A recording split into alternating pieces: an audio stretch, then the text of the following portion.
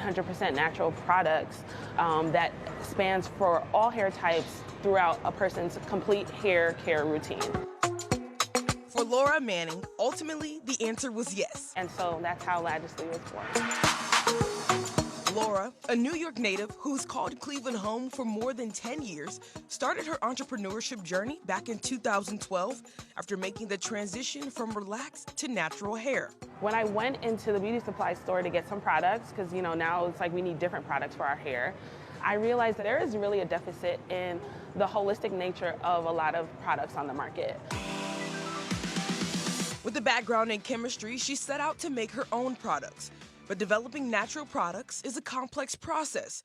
Her first batches, not her best work. It didn't really smell too good, and it wasn't shelf stable. So through trial and error, Lagisly products can be found online using her website or at the brand new Meyer Fairfax Market and local beauty supply stores. I have the details for where you can find those locations up now on our website, WK. Hey, this is Dave, and this is my commercial. We spent so much money on the podcast summit.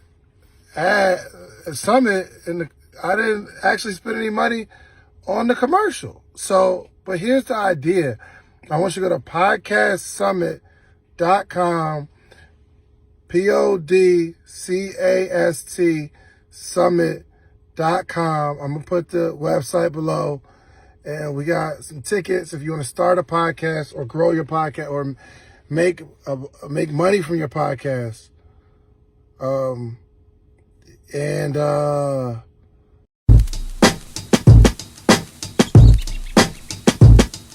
calling, maybe I'm selfish. I want you to. Ha! I love this thing, by the way. Hey guys, what's going on? Welcome to the Pro Experience. By far the best podcast in Cleveland. I'm just being biased, but it is what it is. And we have another great episode for you guys today, y'all. We have Miss Kierra Cotton with us today. And if you guys don't know who she is, we were glad to have you on today because you are doing a great job of putting a spotlight on our Black entrepreneurs in the city. We thank you, by the way. I appreciate that. Thank you. No. And we have Miss Brittany. I know you guys know who this is. That's right? So listen, we got a great one for you guys today. And we just want to thank you for coming by today. Thank you for having me. No, thank you. So, and I love the conversations we have on camera. They are some dope conversations. But let the people know, Cleveland born and raised, right? I am. Represent your hood. What part of Cleveland are you from? So I grew up on 140th in St. Clair. Come on now. That's open. Don't let the corporate job fool you. Yeah. It's all good. But yeah, that's where I grew up. And then my family moved to Euclid when I was in high school. So. Okay. So, was journalism always, were you that guy, were you that girl in high school like, hey, we got to get Kierra to do this piece on? So not really in that format. I think, this is what happened. My junior year of high school, I had an English teacher that poured into me and that was really took interest in me and was like, Kierra, what are you going to do? And I was like 17, like, Miss Sharfield, I don't know. So she really sat down with me and kind of like examined what I was doing in school. So my background is I did competitive cheer and dance from the ages of 3 through college.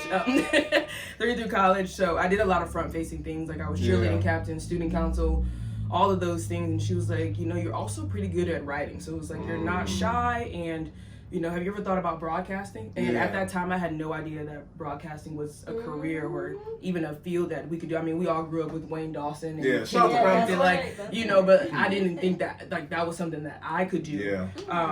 So fortunately enough, she hooked me up with a shadow day at Fox 8. And from there, I was sold. So yeah, I did that and I pursued higher education at Ohio University. Graduated with my degree in broadcast journalism. And like so many other aspiring journalists, I wanted to go to New York and LA and Atlanta right off the bat, and that just wasn't the reality for me. So I came home and I was working at Dick's Sporting Goods. This is 2016. We had just won the championship. And I started at Channel 3 at 22 years old and just worked my way up. Tell me. Yeah. I just want to, because I want to go over that part because you said you were working at Dick's Sporting. You were actually you were working a job. So when I graduated college in April of 2016, I came home. My mom was like, "You got to do something. Find a job, sis. Get it together." So again, my sports background. So I was like, I'll work at Dick's and I'll figure out the rest. The position that I first took at Channel 3 was what they called an audience engagement specialist. What that really meant was I was a glorified receptionist that got to do content from time to time. I'm not kidding. Y'all think I'm joking. I'm so serious. Yeah. But I took that as my opportunity to just say, at least I'll get my foot in the door. Okay, So I busted my butt for 3 months. And after that, a position opened up on their digital team. And I did that for the next 4.5, 5 years. So you got to pay your dues, like everyone. Yeah, and I always tell people I took a very non-traditional route to journalism. Like my journey to on air is not the norm. So again, I started off in digital and social and did that for 4.5, almost 5 years. And then the pandemic hit, and I was like, I've always wanted to be on air, and you've allowed yourself to get comfortable. So I decided to disrupt all that. I started practicing at home on my TV. The user resources people. User resources, there we go. So I did that, and my job fortunately took a chance on me, and that, it paid off. No, That's awesome. So let me ask you this. So let's talk about your first days as a news reporter. What did those days look like? Were you nervous? Or did all the my gosh, absolutely. Did the practice pay off? Oh my gosh. So before that, I should say that like I dabbled in on-air content because I knew that's what I always wanted to do. Okay. But was I confident in it? Absolutely not. There's video out there. I'll leave it to the internet soldiers out there if y'all want to go find it. Of my very first live shot at Channel 3 was coverage of the Indians, at the time the Indians, the now Guardians. And they sent me, it was something so easy. And when I say I look like a deer in the headlights holding that mic, I'm talking about knuckles white. Like, the Guardians are winning and a mess. A whole mess. But yeah, so I mean, I was definitely nervous. I definitely wasn't as confident as I am today. But I mean, and you just continue to grow and evolve. I don't think you ever lose those nerves. It's like a football player for every game. It's an adrenaline. It's not so much nervousness because at this point I'm confident in my abilities and I can get in front of anyone and talk. There we go. But was it always like that? Absolutely not. Right.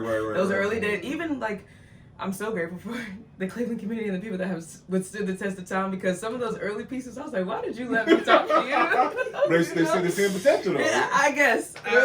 Or they just wanted to be on TV. But, but it was, those early days, I look back at some of my very early work, like 2017. Yeah. I was hustling too. Like, I did music concerts. People know my background. I love music, live music, artists, creatives. Those are my people. So I started off doing music interviews. There's interviews of me at the Grog Shop. Like, those were the days, the honing days. Yeah. So you look back at your old work and like, ooh, look at that right there. Yeah, it's hard. It's hard. I try not to. I look at my recent work. Like I watch myself back every day. Okay. Just because, how do you get better? Yeah, no, I'm about to say so. Like a football player would watch, film or whatever. A boxer would watch Same film. concept. Same concept. No, that's good. So I look back, I'm like, ugh. And like for me, it's always the the filler word they tell you not to do, like the and for me, I say the craziest stuff. I just be like, so furthermore or whatnot, just filler word. Everybody has those like their go-to phrases that show that they're comfortable or that they're trying to transition. For me, if you ever see me do a live interview, it's tell me a little bit about. That's absolutely amazing.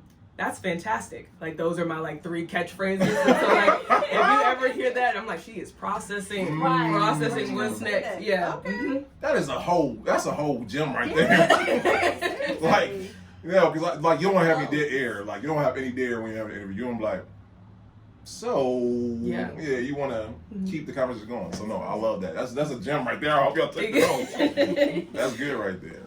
So let me ask you this then. With that being said, what advice would you give someone who is just starting or having the notion, okay, I want to get in media of some sort of form? What advice would you give them to help them get over nerves a little bit? To get over nerves? Or just get over being in the spotlight per se?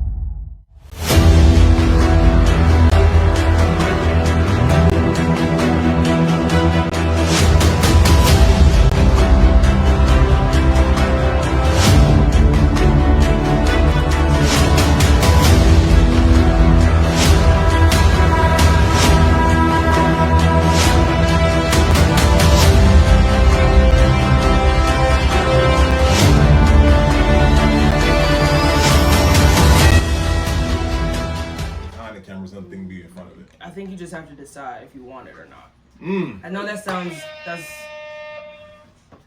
brash. I get that often. I'm sorry. Listen, I feel like that's straightforward. Because I mean, it's. Are you comfortable being in the spotlight or are you not? Why are you doing it? Like, so for me, I always. You might not always be comfortable with your delivery, but I was always confident in what I wanted to do. So I was willing to go through the uncomfortable to figure out how to make it better. So. That's good. Yeah. That's good right there. Hopefully that answered the question. No. No, that perfect answer for me at least. Like I know for me, I was very reluctant to be in front of the camera because I'm like, I got to stutter. I got all the reasons why I should be doing it, right? Mm-hmm. But then someone told me if you do not do the thing you're called to do, right, you're just delaying. The mission is greater than you. Tight episode, Steve. Thank you. Thank you. Tight episode. But that's real. That's real. And you just gotta. Those type of things are gonna challenge you to be, it's gonna challenge you to evolve as a person. Yeah. And I think like credit to people from Cleveland. I think that we have a certain grit and tenacity that we just are predisposed to overcome adversity. I could have taken the job at Channel 3 and just been like, this is good enough. Yeah. But I continue to want to progress. Like I don't know. There's the hunger, the will for more is always there. Yeah, no. And like once again, we'll get into Black Light because I think that's so dope what you're doing, by the way. But what does that look like? What is a typical day like for you? Like on a news day? A news day, yes, ma'am. So I work mornings. So my alarm goes off at about 1 a.m. I have figured out how to get myself ready within 30 minutes, 45 minutes tops. Mm-hmm. So my day starts at 2. My shift is 2 to 10. So at 2 o'clock I get my assignment, and from 2 until 3:30 I'm writing, doing graphics, things like that. Mm-hmm. And then I head out to the location where they want me to report from, and our first show starts at 4:30. And I'm about to say, God bless you. Now, have you got used to that particular time? I've been doing mornings for almost 2 years now. But I do tell people, like, the first 2 months that I started doing mornings, I absolutely hated my life. Like, I was like, what have I done? Like, get me out of here. This is not right. This is not normal. So, yeah. But, I mean, now I'm adjusted. I've conditioned myself to take naps. I can operate on, 4 hours of sleep. God bless you. The old man in me is like 4 hours sleep. I know, right? Yeah, I mean, I am tired, but I mean, I also want to do a lot. Yeah. So, I love my full-time job, but I also host NBA games and G League games. So, a lot of times, I won't say a lot of times, sometimes I'm getting out of work at a Cavs game and it's 10:30 and I have to be to work at 2 a.m. So, it's like, I'm going to take this quick little power nap and we got stuff to do. Now I'm glad you said, because I'm going to segue into that, because so tell us about how that even came to be. Did they see you on Channel 3 and was like, how'd that go about? God and opportunity. Walking in the uncomfortable. I was not, I had never hosted a thing in my life. And I did a blacklight story on a guy named Jay Wallace, and at the time he was a graphic designer for the Cavs. Oh, shout out to Jay Wallace, by the way. Yeah, great guy. In the NBA, doing great things now in New York. He lives in New York now, but I'm sure he comes home. Oh, he come in. But did a blacklight story on him, and he said, "Hey, the Cavs are looking for another in-arena host. You should apply." Had never even. I mean. Shout out to Ahmad. I've been going to Cavs games my entire life. I'm a sports girly. But like I said, had no idea that they were hiring. I didn't have any hosting experience. Me reporting was all that I had. And I wasn't even I had just started my on-air journey. Yeah. So 2020. This is pandemic times. Life is crazy. And I just said, we want bigger. So let's do it. So I literally applied. Went in for an audition, and I'll never forget, the arena was empty. And it was myself and 3 other people. I'll never forget, there was myself, there was a guy that was a DJ, kind of a host kind of guy. One of the girls that was a former dancer there. Myself and then another older gentleman that kind of did podcasting. Mm-hmm. I got up there, paper in my hand, shaking like a leaf in the arena. The arena is empty. That was the first time I had ever heard it echo that loud. I'm So sitting. what are your judges or what are your competition? Those are my competition. Oh, The okay. judges were Ahmad's boss, and then some other guy that I don't even remember. He was probably like game ops or something like that. Sorry. I know Ahmad and his boss were there, and I was like, holy smokes, we are here, we have arrived. We were here. And I just remember before I walked in, I was like, Kierra, you're gonna go in there again. This is like taking me back to like my cheer days. I was like, you're gonna go out there. You gotta be on for 2 minutes and 30 seconds and get it out, and then That's it'll a be great way to fine. think of it too. So went out there, did my best. Again, show my personality. I think I'm likable and personable. So just went out there and was like, smile your way through it. Even if you mess up, smile your way through it. Went out there again. Ahmad will tell you I was shaking like a leaf. Him and I we had known each other. Yeah. So I was kind of like looking at him for. Like, did I do okay? He was giving me nothing. He was giving you nothing. Nothing. I was like, come on. He's just stone cold. Just stone. So finished it, and that was it. Didn't hear back for a while, so I was just like, I called my mom. I was like, I think I did good, like, but we'll see. So waited. A couple weeks passed, and then I get a call from Ahmad, and he goes, "What's up, Key? You heard anything?" And I said, "Should I?" And he was like, "Oh, let me call you back." Click, and just click. So I was like, this is either real good or real bad. Yeah. And it turned out to be real good. No, that's good. That's good. I was about to say, you took the cat out the bag. Like, let me. Yeah. He was like, somebody was supposed to call you before me. But yeah, shortly after he got off the phone, I got a text from my game ops manager and saying, "Hey, we want to offer you the position." Nice. So, and that was 2020, and this was my third season. Come on, listen. Come on now. And like you took a chance though, like you said, you were obviously outside your. I'm not saying outside your comfort zone. You were already in that zone, but once again, that's different from what you're used to. Yeah, I mean, standing in front of 20,000 fans is not something I ever would have imagined for myself. But you're here now. Yeah, we rocking and rolling. There Love we it. It's go. opened up a whole new thing. Like I love hosting events. So if y'all need a host, call me. And then I do charge, and then I fill in for CSU sometimes. So it's just like it's opened up a wide range of opportunities for me that I would have never gotten on my own thought process or report. That's good. That's good. I love it because like it gives me encouragement because like I know for me I'm always trying. I get advice all the time. When you speak, you want me to speak? You want me, little old me? And I'm like, okay, well you guys want me, okay? Yeah. So you definitely have some wisdom and guidance to share. Yeah. Sure. No. Listen. But it's that doubt that we all have in our heads. Like, is this something? Imposter syndrome is real.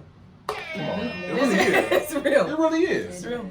But I think that's just something that we keep cooking our heads to stay in that comfort zone more. For sure. So no. For sure. I love it.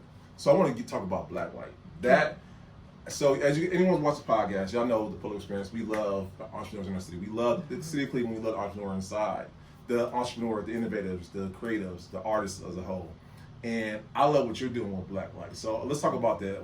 How did that come to be? How did you tell, hey, say Channel 3, hey, I wanted to do a different segment. How did that go about? So anybody that knows me knows that I've always tried to enterprise my own things at Channel 3. I came in with the idea of like, I'm going to make a difference and I want to see content that interests me.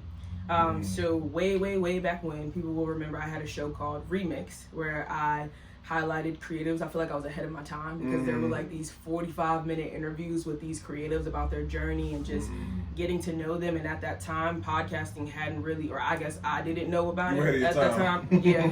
So the news station was like, girl, what are we doing with these 45-minute interviews? Like news is a minute 30, 2 minutes tops.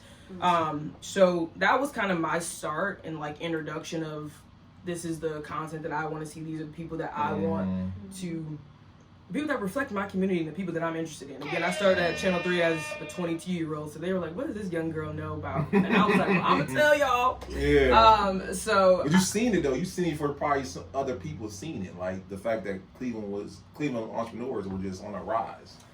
Yeah, and I just wanted our station to be a part. Like, I wanted the station that I worked for to represent my community, where I was from, and the people that I hang out with. Like, for me, I'm a music junkie, so like I was going to these live shows and meeting these super cool people that had these amazing stories, and I'm like, well, why is that not on the TV? You know, so the remix was my way of giving back to that, and I mean, that was my baby. Like, I'm talking about producing it, coming up with the questions, talking set design. I was editing the episodes. I was doing the graphics. Like, I was a one-woman show. Yeah. And I pretty much did that until I was burnt out.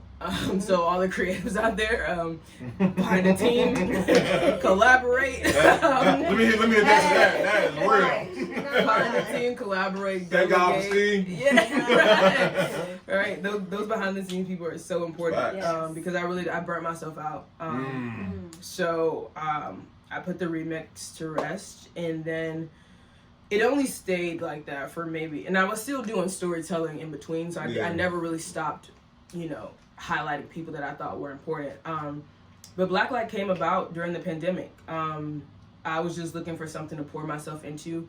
I felt like the world was so bleak, and I still wanted to find a way to like highlight the good that was happening. The people that were persevering and, you know, still finding a way to make it happen.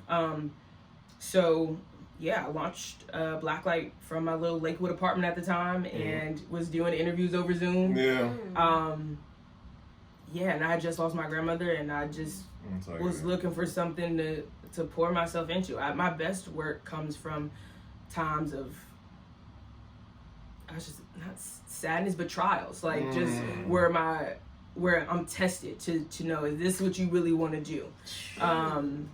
So I'm sorry, I felt we lighten this up. That's so good though. Yeah, so that's so good. I literally, there's a Blacklight, and I've saved this interview to this day. It's on my laptop, but the interview I did with Sean George, who's a pilot and creative director at FlexJet, luxury private jet company. Black man, amazing. Shout out to Sean. My grandmother had just passed on a Thursday. I did his interview that following Friday morning because I knew I could not cancel it. My grandmother would be rolling in her grave if I had to cancel that interview. And there was a moment at the start where he's like, "Are you okay?" And I was like, "Nope." But we're rocking and rolling. Like, and so just, I kind of felt like that was my grandmother's tap on my shoulder that, like, keep going. Keep going. Like, no matter what you're going through, push through, because you're destined for this. Like, and I always tell people, that's my biggest flex. Like, that's so good. I'm from Cleveland. I grew up here, and my grandparents were able to turn on the TV and see me live out my dreams. I'll never take that for granted. That's so awesome right there. I get choked up about it. Sorry. Yeah, I take so much pride in being from Cleveland, and my family being able to see, like, to this day, my mom will be like, my mom is a nurse, so she'll turn on in her patient's room and be like, "That's my girl." And I look just like her, so I can't deny that. So I don't even know what the question was. Sorry, that was listen. How did Blacklight get started? Sorry. You're fine, because you helped us understand. Absolutely. More. No, because I mean, that's what the pull-ups. I got divorced, and I'm like, I refuse to just sit around here and just take the energy. Of course, you want to process the emotion, but at the same time, I'm like you. I gotta put this energy in something. Or put it somewhere. Yeah, put it somewhere. Yeah, exactly. and let it be something positive. Exactly. You know? Yeah. Yep. No. And people, and I'm pretty sure someone like that's not healthy. That's not healthy for you, but it works for people. Cope in different ways. Exactly. I definitely am. I'm a mental health girly too, so people cope in different ways. But I also think that in order to overcome things, you must look inward and figure out, you know, why things are happening. But yeah. No, that's awesome right there. I love that. And like I said, I just love the fact that when I turn on TV, I can see, once again, when we talk about off camera, we talk about the positivity of the city or whatnot. Yeah. Because unfortunately, most news cycles are not as positive. And then when you factor in our city, they might not be as positive as we want to be. So to have that bright light, to have that I think that's a stigma that should change too. And, Cleveland is just like any other major city. It's not that we have more crime, or I think that any metropolitan city you go to, crime is amplified. I don't like that people try to like amplify the crime here in Cleveland. Yes, Cleveland has a crime issue, but so does every major city throughout the U.S. Absolutely. It so happened that ours just happened to be on the forefront, right? To where they're like, oh, Cleveland is associated with the name, which is unfortunate. But like you said, that applies for every major city, though. Mm-hmm. Yeah.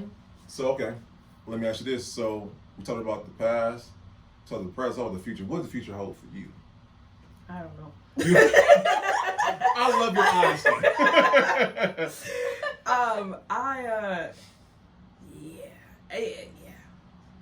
I just want to continue. Can't sell your home and tired of carrying that load? Drop the house. Gutter Properties will buy your house as is with offers up to $300,000. Need serious repairs, liens, taxes, or judgments? We'll work through your unique situation to get that house off your back. During your free, no-obligation appraisal, we maintain social distancing and take every precaution to ensure your experience is safe. Drop the house. Gutter Properties. Call us or visit gutterproperties.com today. To be a shining example of authenticity wins. Okay. I pride myself on that. I think that I grew up thinking that media and people on TV were so aloof, that they were untouchable and that they didn't live normal lives. And I'm here to tell y'all I'm a very normal person. We've been rocking though. But I mean, I like to tell that to the people that I meet, because I do get people, and I don't take it for granted, like that see me out and recognize me, and I'm so grateful to say, hi, how are you? Like, thank you so much for watching or for coming to Cavs games and supporting. But I'm like, don't be shy. Like, I think people get all nervous, and I'm just like, don't. I'm so normal. Like, I'm a sister, a daughter, a co-worker, a friend. Like, I'm just like everybody else. Yeah. My job just happens to be deemed cool. But I mean, I go through trials and tribulations just like everybody else. Like, I'm no different. And I think that's what I really try to convey. It's also why I think I'm good at my job. If I can toot my own horn. Come on now. I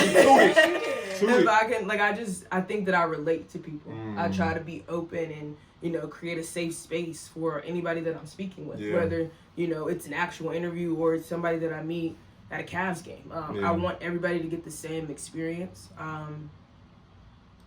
No, and that's good. And I want to ask you about the future of media as a whole, because as we see, social media is places like the Shade Room, Spiritual Word, all these different sites are trying to encompass real news with, gossip and all that good stuff. Like, they're trying to be those new media outlets. What do you feel like the future for more syndicated news channels is going to be like? Syndicated news. I don't think there is a thing as syndicated news. There's national news and there's local news. Oh yeah. Local news, I think, will always have a place. I think that national news, with the advancements in technology and AI and all of that, I think that will kind of dwindle. But I mean, people are always going to need sources of information. So, and I don't think that AI will ever be able to understand emotion, delivery, and tone all in real time. So I think that will always be the upper hand to the journalists, the local journalists, the people that are grassroots on the ground. And there's no form of communication like word of mouth. Like, people telling you, like, so-and-so was at the pull-up experience, and, well, okay, now I'm going to check it out. Like, there's nothing like that. All facts. That marketing and that connection and, like, finding out information. So I'm interested to see how things grow and evolve. I'm not a tech girly. I can admit when I'm not well versed. I got you. But I mean, yeah. No, we'll see. Just gotta continue to grow and evolve and change with the times. You learn to adapt. Media is an ever evolving and ever changing industry. It's always been that way when it comes to video editing, cameras, microphones. Like, the technology is always going to evolve. So you just have to lean into it and figure out how you can best use it. No, that's good. Okay, so we're gonna wind down. We're gonna get to I call our final five. And y'all know, like, we've been saying these same questions in every interview, but now I like to throw a little curveball in there. So, as y'all know, Pull Experience, we like to keep the positivity, but we know that Cleveland has a stigma. My question to you is, how do you feel like we can defeat that stigma of Cleveland not being a collaborative city? Collaborate. Pure and simple. Such a point. I think that we get Cleveland has a groupthink problem. So somebody will say something, and then everyone's like, "Oh, that's true, that's true, that's true," and then just keep repeating it. I don't necessarily think that Cleveland doesn't collaborate. Like, we're here now today. That is a fact. So I think Thank that we're not. Of course, I just don't think that we're a rarity. I think you surround yourself with people that are like-minded, and you continue to connect other people. Like, it just branches off. Yeah. The more you do it, the more you'll see the benefits of it. And I think that Cleveland is starting to see the tides turn. I do think for a while that collaboration wasn't as popular, but I think that that's changed over the last, I would say, 5 to 10 years. Absolutely, no, absolutely. I just know, people will say all the time, like, Cleveland, no, they don't work together. But once again, like I said, I feel like it's time to change. And I'm glad, like I said, that once again for me, and showing that collaboration is live and thriving here. And then my next question to you is, who in your mind is someone that you like to collaborate in the city, collaborate outside the city that you want to collaborate with? I know it's a tricky one, right? In the city, I want to collaborate with anyone that has a story. That's a good one. Anyone that has a meaningful, impactful story. Because I think that everyone's journey is important. I don't think that anybody, if you have something to share, I don't think you should be limited in that way. As far as outside of the city, I want to collaborate with Speedy. Oh, come on now. That's my guy. That's what's I up. think he's hilarious. Like, he reminds, like, I think he'll be cool, like a cool friend. Like, I want, okay, let me give a couple. Speedy, Britt Waters. She's an in-arena host and meteorologist. I think she does meteorology, traffic kind of like what I do, but she also does it for, I believe it's the Wizards. She does in-game hosting for the Wizards, but she has a cool shtick going. Yeah. I'm also a big Joe Budden fan. Come on. Hey, listen. For like, there was a point in time on the internet I was calling myself the female Joe Budden, but like we've evolved past that. But I still do think that he is. He's a media pioneer. You can't negate that. You cannot. And then Shannon Sharp, just because he's been on the run. Come on, he has been on the run. He's been on the run. He started off 2024 and said, "We got business to handle." And I was like, "Okay, Shay. Okay." Hey, listen, he is taking it by storm. Interview. Yeah. No. And the way he produces content is crazy. It really is. The schedule, like, I don't know who's doing his editing. Again, shout out to the little people in the back. Yeah, that's facts. Because the way it's literally the Super Bowl happened and he had a recap up. And I was like, how did that happen? Exactly. How did that? The math is not mathing. They're working around the clock. Right. You gotta give them credit due. Like, you're right. And I tell you, in a heartbeat, frequency and consistency will always be out talent at the end of the day, I feel like. Yeah. In my opinion. Because you're consistent, that's people why won't Fox see Ed it. is the #1 news station in the market, because they're always on and they keep the same people for 50 years. There we go. But watch Channel 3. Nice. That's a good one. So, okay, and this another one, Matt, to the podcast. What do you feel like the most Cleveland thing anyone can do or embark on, in the city? Don't talk about on camera, but like that's new one I'm introduced to y'all. So you mentioned Slimans. Like, if you're not Cleveland, you have a Slimans. You have not. I feel like, again, I'm a music girly, so I'm like, the classic Cleveland songs, like, if you don't get up when Outfast came on, I'm confused. You're right. So yeah, I would say Cleveland's music scene, just because there's so many poppin' artists. Like, Cleveland is a mecca for music. It always has been. So, and again, that's where I got my start. So I'm forever grateful to that community. Absolutely. Awesome. Well, listen here. You have made this the most impactful interview. I love your energy, your spirit, your transparency. So we are, coming to, winding down. Okay. Now, tell me, Kierra, You have a lot going on, and I'm sure much more to come. I know you said right now it's like, I don't know, but I'm sure down the road there's going to be some big things for you in your name. So when it's all said and done, what would you like the legacy to be for you as a person? Mm-hmm. And then you for all that you have done throughout your lifetime? Me as a person, I think I just want to be remembered as someone who was authentic, honest, and somebody that gave back. I really do take pride in the stories that I tell. I say it all the time, like, anytime that I meet and interview with somebody, they're now a friend. They're like family to me. Like, I value that exchange so much. That's good. So, yeah, I hope that people feel like I was of service to the community. And then as a whole, I don't think that I've reached the pinnacle of my life yet to determine that legacy. And I love Chapter still being written. I love that. Yeah, I do like that. I think work and personal are different. Because if I stopped working today, I think I would still have fulfilled my purpose. But I still have like life stuff to do. That's good. If that makes sense. No, that makes perfect sense. That's it. The stories that are written. Yeah. That's good. Awesome. Well, listen, you have been just so wonderful to have, and I'm sure our audience would agree. Absolutely. And so this is going to be probably a challenge question, but I'm going to say it anyway. Okay.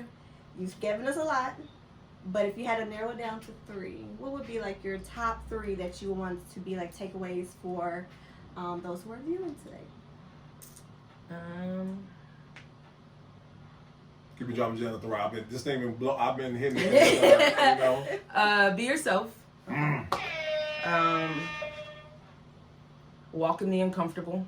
Turn that episode, by the way. And I love my city. Come on now.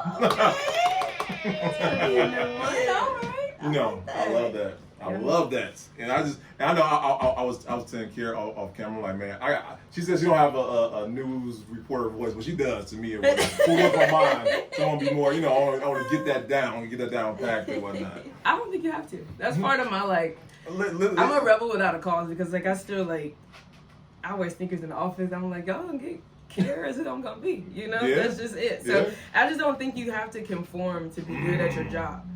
Come on. Like, the way you dress, the way you talk, the way I'm looking up every whatever. episode. It doesn't negate your ability to do your job. That's good.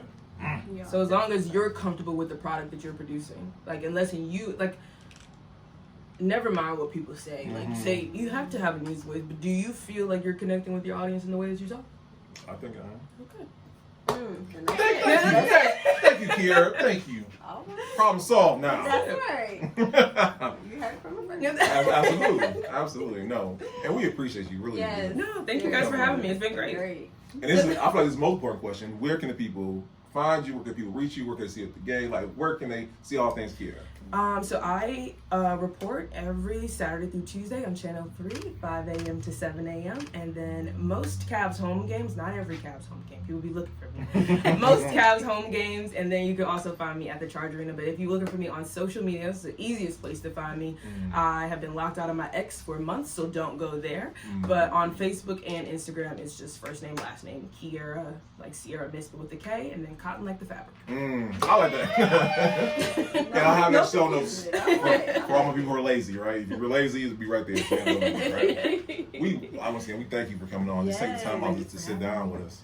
Like I said, we got to pay some bills, guys. Some bills. First of all, I need you guys to subscribe to the Pull-Up Experience. You need to subscribe to Beauty Toad. Yes, because I butcher every single time, guys. She's butchering it up. Y'all, Beauty Toad. I'm dropping every week.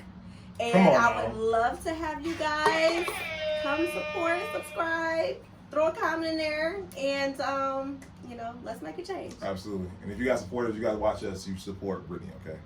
Guys, we have done it. And when I tell you we have done it, this is the proudest moment I've had ever. We got David Shands, guys. If you guys are familiar with the Social Proof Podcast, he gave us the blueprint for the Pull-Up Experience, and now we have him coming to Cleveland, okay? For April 18th, guys. He's coming to Cleveland. He's going to show you. He showed us. He's going to show you how to start your own podcast, how to monetize your own podcast, and just be in a room with someone who has created a podcast and made 6 figures from it. He's inspirational to us. He'll be inspirational to you. So if you ever thought about starting a podcast, you want to level up your podcast, be in the room, and it's free. It is free. You cannot beat that, right? $3.99. Yes, ma'am. Yes, ma'am. So listen, text Podcast Summit to 33777 right now and get your tickets right now, okay? Listen, you can't do any better than that. But like I said, it's a problem for us because once again, David Shan's down, next up Troy Rashad, next up Joe Buttons. That's my hit list or whatnot, right? So yes, guys, that's a problem for us. Guys, also, February 21st, we'll be at Rebar for Business or Bay. If you guys are in the city and you want to network and find you a bay, we will be there in the building. Also, February 23rd, we'll be at Creative Space doing on-the-spot interviews. So if you wanted, everyone complained about, I ain't never got no time for us. Listen, y'all, the list is long. Okay? It's not honest truth about y'all. So if you ever want to get a pull-up experience, this is your time to do it. We're going to be there, okay? So listen, that's what we got going on, guys. And stay tuned. Anything new, we'll have it online, okay? So guys, we want to thank you. This is episode 178 with Miss Kierra Cotton. Thank you so much, brother. Of course. And we'll see you guys next time, all right, guys? Peace.